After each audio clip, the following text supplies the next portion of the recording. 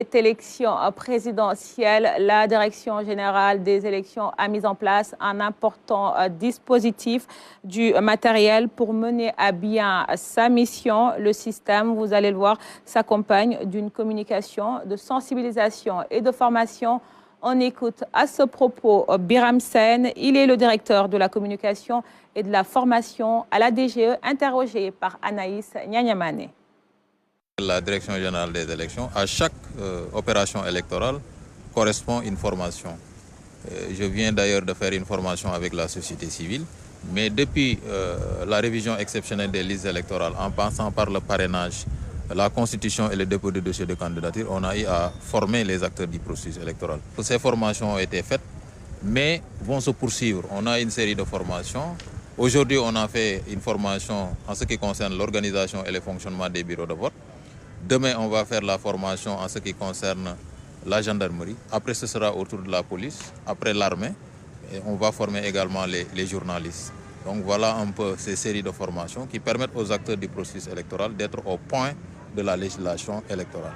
En ce qui concerne le déploiement du matériel électoral, ce qu'il faut retenir, c'est que le déploiement a commencé depuis le mois de janvier 2024. Et donc, en ce qui concerne le matériel lourd et le petit matériel, donc tout ce matériel a été acheminé. Donc depuis le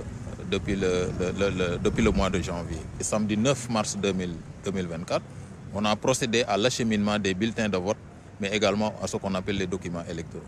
Et aujourd'hui, au moment où je vous parle, sur les 14 régions, toutes les 13 régions ont reçu le matériel électoral. Que ce soit le matériel lourd, que ce soit le petit matériel, que ce soit les bulletins et les documents électoraux, les 13 régions du Sénégal ont reçu tout ce matériel-là.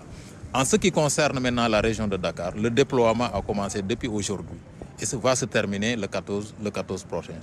Ce matériel a été déjà conditionné, envoyé et donc on est en train de l'acheminer pour la région de Dakar. Mais pour les 13 régions, le matériel est déjà sur place. L'autre élément, c'est qu'à l'étranger également, on a procédé au conditionnement de ce matériel.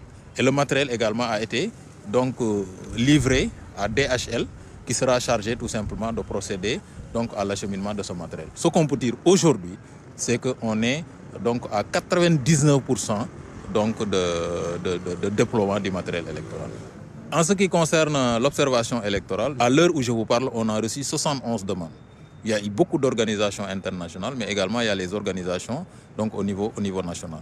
Et donc, si on fait le total de ceux qui ont demandé pour l'observation électorale, pour les observateurs, on est pratiquement à 2000 et quelques observateurs. Donc, ce qui veut dire que la commission va continuer à siéger et on va donner des accréditations. Il y a même des organisations qui ont déjà reçu leurs accréditations et des badges d'accès pour pouvoir librement donc faire le travail le jour du 24 mars 2024. La distribution des cartes d'électeurs, ça se poursuit.